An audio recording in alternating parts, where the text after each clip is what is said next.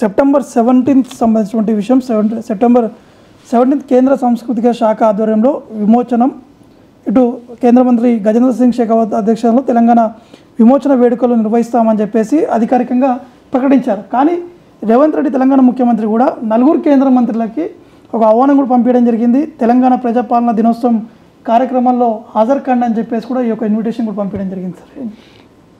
Sir తెలివైన step అది. ఇప్పుడు విమర్శకు అవకాశం లేదు. ఇప్పుడు ఏం చెప్తారు, ప్రభుత్వం నిర్వహించే రాష్ట్రపతి కార్యక్రమంలో పాల్గొంటే పొలిటికల్గా వచ్చే ఒక అడ్వాంటేజ్ కోల్పోతారు. ఇప్పటిదాకా బీజేపీ చెప్పేది ఏంటి, హైదరాబాద్ విమోచన దినంగా పాటించాలి, హైదరాబాద్ లిబరేషన్ డే అని.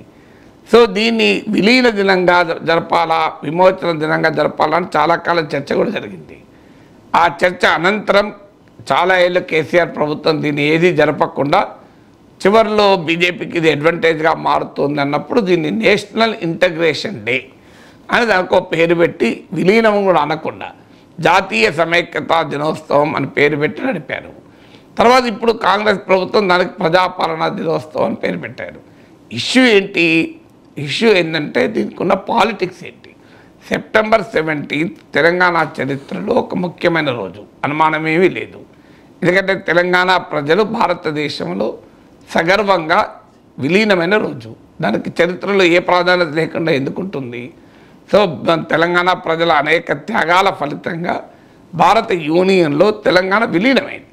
అందువల్ల ఆ చారిత్రక దినోత్సవానికి ప్రత్యేకత ఖచ్చితంగా ఉంటుంది. ఎందుకంటే 1948 సెప్టెంబర్ 17th వరకు తెలంగాణ గడ్డ పైన జాతీయ పతాకాన్ని ఎగరేసుకునే స్వేచ్ఛ లేదు.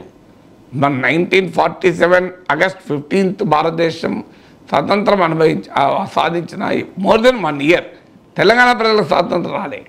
అందువల్ల సెప్టెంబర్ 17, 1948 నా తెలంగాణ భారత యూనియన్లో విలీనమైంది కనుక తెలంగాణకి ఇది ఖచ్చితంగా ఒక చారిత్రక దినోత్సవం.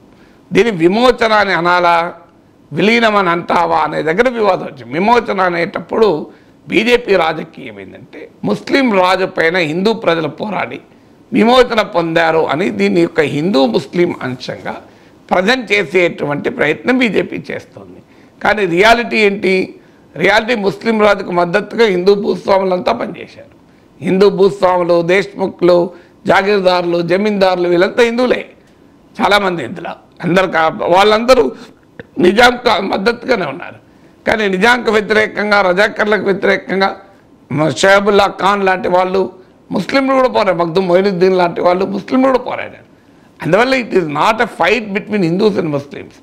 ఇది ఫైట్ బిట్వీన్ రాచరికానికి వ్యతిరేకంగా, భూస్వామ్యానికి వ్యతిరేకంగా తెలంగాణ ప్రజలు జరిపిన పోరాటం. కానీ ఆ విమోచన మొత్తం పోయిందా, భూస్వామ్య వ్యవస్థ నుంచి దోపిడీ రహిత సమాజం వచ్చిందా అంటే అదొక మళ్ళీ ఐడియాలజికల్ క్వశ్చన్ వస్తాయి. కానీ ఇది హిందూ ముస్లిం ఇష్యూ అయితే కాదు. అందువల్ల చరిత్రను వక్రీకరించి దీన్ని హిందూ ముస్లిం ఇష్యూగా, నిజాం వ్యతిరేక పోరాటాన్ని చూపెట్టేటువంటి ఒక ప్రయత్నం జరుగుతుంది. ఆ ప్రయత్నంలో భాగంగా విమోచన దినం జరుపుతామనే వరకు ఎక్కడ తమకు ముస్లిం ఓట్లు పోతాయో అని బీఆర్ఎస్ 10 ఏళ్ళుగా అసలు ఈ విలీన దినోత్సవాన్ని జరపకుండా చివరి వరకు సాగదీసింది. ఉద్యమ సమయంలోమో ఎందుకు జరపాలని అడిగిన ఆ పార్టీ, సో ఎందుకు అది అంటే బీజేపీ ఏ రకంగా దీన్ని హిందూ ముస్లిం అంశంగా చూపెట్టదలుచుకుందో బీఆర్ఎస్ కూడా అలాగే ఇదేదో హిందూ ముస్లిం అంశంగా ఉంటుంది అనే భావనతో ఎంఐఎంతో ఉన్న మైత్రి వల్ల, ముస్లిం ఓట్ బ్యాంక్ రాజకీయాల వల్ల దీన్ని జరపకుండా ఉన్నారు. చరిత్రలో చారిత్రక దినం నిజాంకు వ్యతిరేకంగా పోరాడడము, నిజాంను విమర్శించడం అంటే ముస్లింలు అందరినీ విమర్శించడం ఎందుకు అవుతుంది. అలాంటివైతే హిందూ రాజులకు వ్యతిరేకంగా కూడా చాలామంది హిందువులు పోరాడిన చరిత్ర లేదా. సో హిందూ రాజులకు వ్యతిరేకంగా కూడా హిందువులు పోరాడారు. సో అందువల్ల ఇది ఇప్పుడు ఉదాహరణకు కాశ్మీర్లో రాజుకు వ్యతిరేకంగా షేక్ అబ్దుల్లా నాయకత్వం పోరాటం జరిగింది. అది హిందూ రాజుకు వ్యతిరేకంగా ముస్లింలు జరిపిన పోరాటం కాదు కదా. సో అందువల్ల చరిత్రను వక్రీకరించేటువంటి పని సమకాలీన రాజకీయాల్లో జరుగుతుంది.